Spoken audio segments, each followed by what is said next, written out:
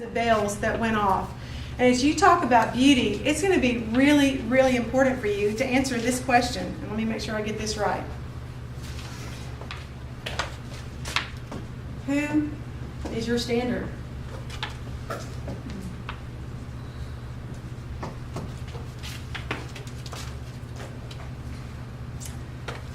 How are you doing?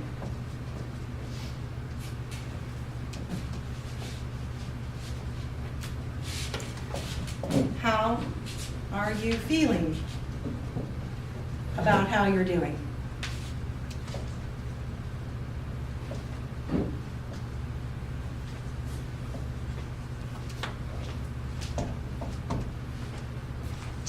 Are you ready for truth? Because honestly, the women that I have talked to since I started on this own journey with God is that there are a lot of women that they got to run this thing out about 3 to 5 to 10 years and get really good and sick of it before they're actually ready for some truth. And just like you can't make a baby eat something before it's ready, you can't necessarily plant truth before the ground is ready. You have a standard of beauty, and you have a standard of beauty that you may or may not even be consciously aware of. But it is driving you, and until that idol, see, now we can actually use the word idol, until that idol has been exposed, you're going to have a hard time glorifying God as God in your beauty. Has it ever crossed your mind that when you talk crap about yourself that you hurt God's feelings? Would you ever go up, if you ever came up to me and said to me that my children are ugly, I would probably punch you out. Because if you've seen my children, they are beautiful, and they are more beautiful than anybody else's children. Do you understand what I'm saying?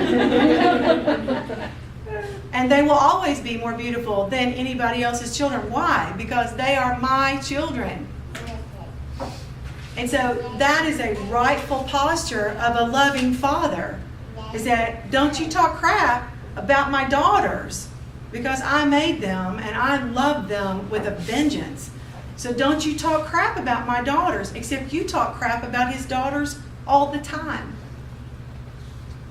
And you don't even excuse it. You're so desensitized to the stuff that you say about yourself that you're not even aware of how you talk bad about yourself. I'm not talking about the stuff that you listen to from other people. That's next week. I'm just joking. Do you understand? It's like you got to start with your own heart first, because people can say whatever they want, and when people say stuff to you, you just step aside and let that keep going. But you can't do that posture until you got in your own heart first what God says about you. Because right now you're listening to you more than you're listening to God.